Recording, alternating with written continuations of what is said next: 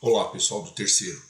Agora a gente vai colocar para vocês, vou fazer uma videoaula para vocês a respeito do módulo 27 da apostila, tá? Que é o módulo que trata a respeito de Michel Foucault, né? Que é um filósofo do século XX, e a sua teoria filosófica a respeito da coerção, né? Da vigilância e da relação entre a função das leis numa sociedade. Primeira coisa que a gente vai falar a respeito de Michel Foucault. Ele associou as leis, a existência das leis, ao exercício do poder. Ou seja, isso é importante a respeito de Michel Foucault, porque é um assunto bastante badalado nas rodas da filosofia, e tanto da filosofia como da sociologia, tá? E é um assunto que, para vocês que estão no terceiro ano, provoca várias reflexões que podem originar conteúdos para uma redação. Não, assim, quando eu falo originar conteúdos, né, gerar conteúdos, eu não estou querendo dizer que vai gerar conteúdos específicos relativos a Michel Foucault, ou a vigilância, ou a manutenção de totalitarismo, nada disso. Nem a punição, né? Que é uma das teses da manutenção do poder de Michel Foucault.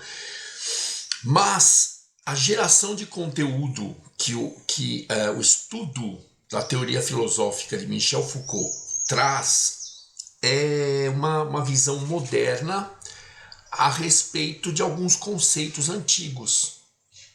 Por exemplo, Michel Foucault afirma que as leis elas não são especificamente criadas para manter a ordem entre os indivíduos, para estabelecer o que é crime e o que não é crime, condutas éticas, para estabelecer relações entre estados, né? Apesar de ter esse efeito colateral, ter esse efeito secundário. O efeito primário das leis, segundo Michel Foucault, seria regulamentar, né? Regular as relações de poder entre as entidades que exercem o poder e as entidades que entre as entidades que exercem o poder e o resto da população, o resto da sociedade que não exerce poder. Gente, de que forma?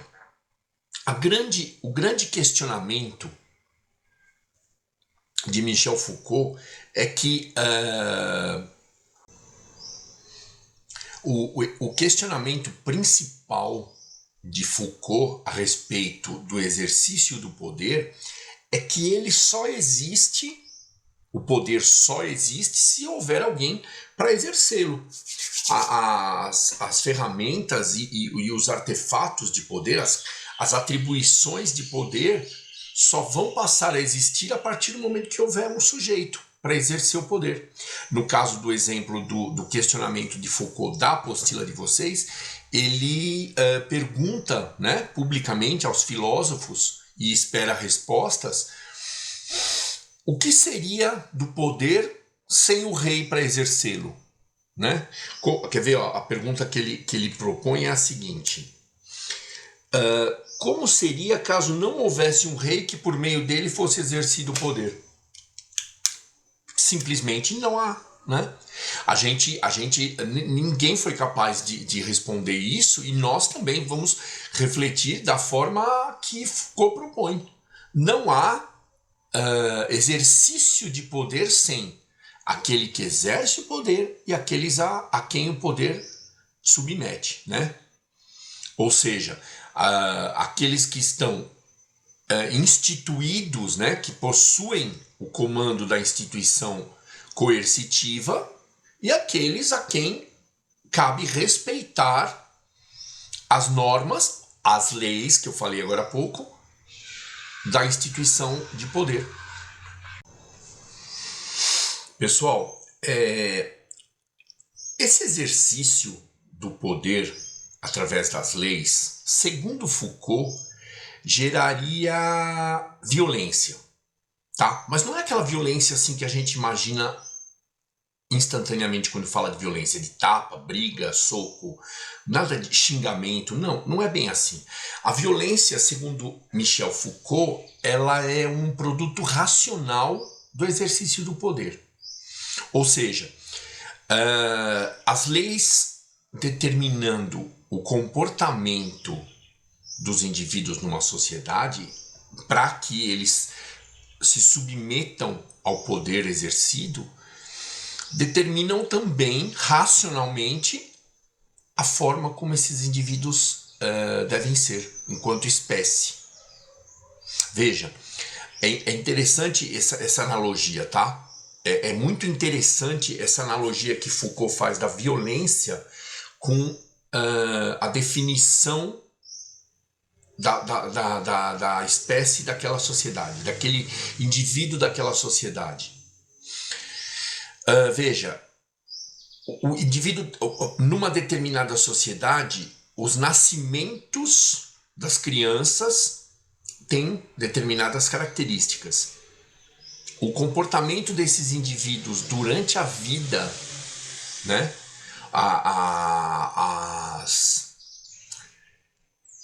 Como é que se diz?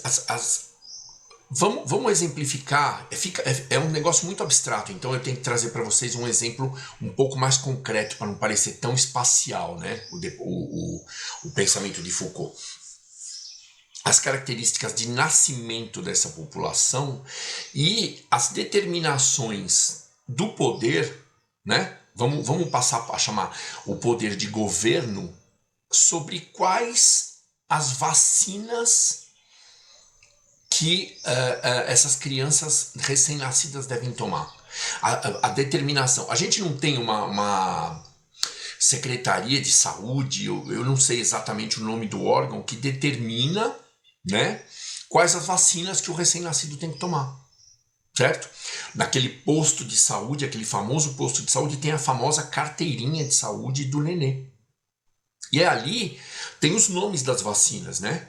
E quando vai, leva o nenê, que ele toma a vacina, a profissional de saúde vai lá e, ok, tomou a vacina em data tal, a minha assinatura, meu registro, enfim.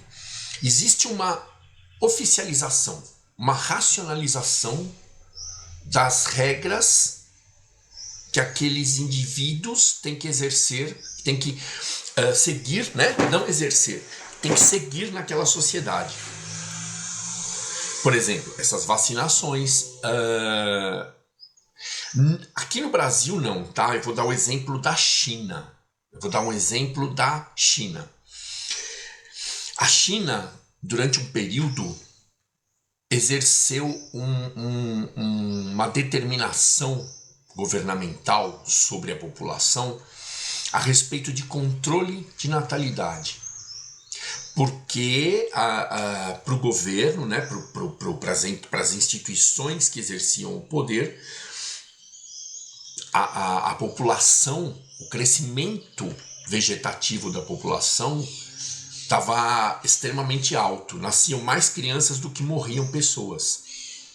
Então, o poder, né, a administração pública, o governo, passou a determinar normas de controle de natalidade.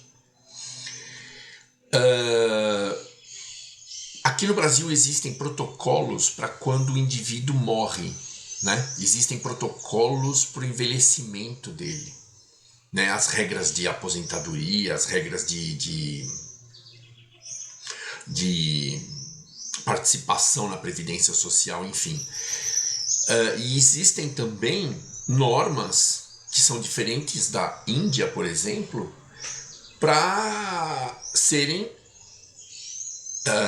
exercidas, né? Para serem exercidas mesmo quando da morte de um indivíduo dessa sociedade.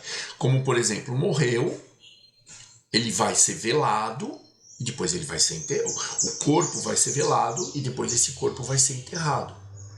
E vai ser enterrado num cemitério, que é administração pública e coisa e tal. Na Índia, o corpo pode ser jogado no rio Ganges. Ele pode ser queimado com incensos pela comunidade dele. Enfim, existem normas, né? Existem certos... Aqui no Brasil, por exemplo, se trata-se de um crime, ou existem algumas leis que determinam que se existe uma morte suspeita de um indivíduo, ele tem que fazer ele tem que passar por um processo que se chama autópsia, né? Necropsia, onde um médico legista vai examinar o corpo e vai determinar quais foram as causas da morte. Então, são padrões, são procedimentos adotados pela governança, pelas instituições de poder, que determinam alguns comportamentos dos cidadãos, dos componentes dessa sociedade, enquanto indivíduos, enquanto espécie, certo? Muito bem. Agora a gente vai tratar de um assunto que é um tanto quanto polêmico, aliás, bastante polêmico, né? Porque a teoria de Foucault, principalmente, a teoria determinada por Michel Foucault, foca principalmente nesse tópico, né? Que é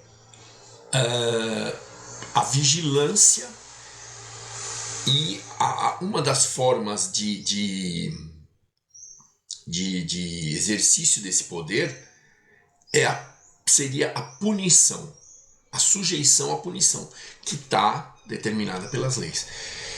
Gente, como exemplo principal, a gente tem o panóptico de Bentham. O panóptico de Bentham é um modelo arquitetônico que determina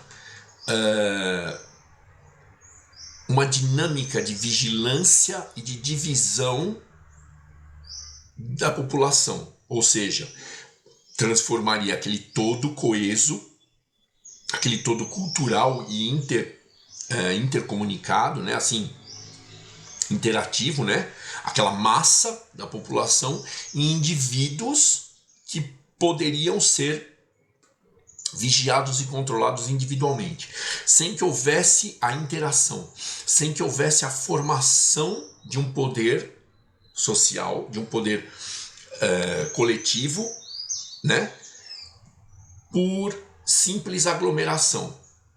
Isso também é teórico, mas, segundo Bentham, né, que foi um filósofo também do século XIX, e reafirmado por Michel Foucault, seria um modelo exercido nas instituições que precisam, que tem como objetivo manter a ordem. Por exemplo, prisões, escolas, fábricas, certo? Bem, para nossa aula a respeito de Michel Foucault, eu vou parar por aqui, porque agora a gente vai adotar uma dinâmica um pouco diferente nas disciplinas de sociologia e filosofia, tá?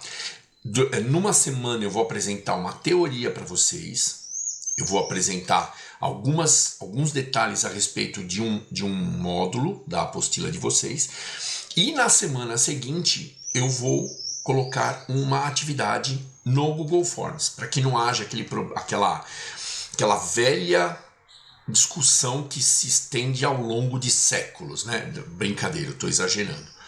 Mas do tipo, eu fiquei com nota baixa, mas eu entreguei tudo que você pediu. Tá, eu não recebi. Então alguém perdeu. Provavelmente foi o professor, porque eu deixei lá na coordenação. Enfim, agora a gente vai avaliar o conteúdo de uma aula dada através de Google Forms.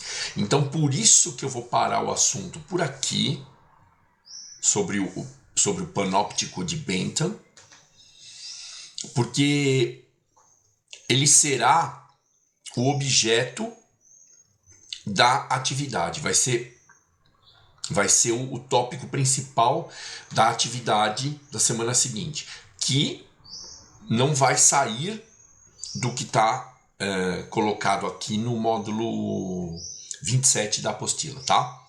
Então, gente, pela atenção de vocês até esse momento, eu agradeço. E agora eu pretendo conversar com cada um de vocês pessoalmente, né, nas classes, para explicar como vai ser essa dinâmica a partir de agora. Mas a formação da média de filosofia e sociologia agora vai ser determinada por essas atividades que vêm em semanas alternadas, sempre referente ao módulo anterior, sempre referente à videoaula anterior, tá? Se a gente fez agora a videoaula do módulo 27, na semana seguinte a gente vai fazer atividade via Google Forms, que não tem como, eu entreguei, você perdeu, referente ao módulo 27, tá ok? Muito obrigado pela atenção de vocês até esse momento.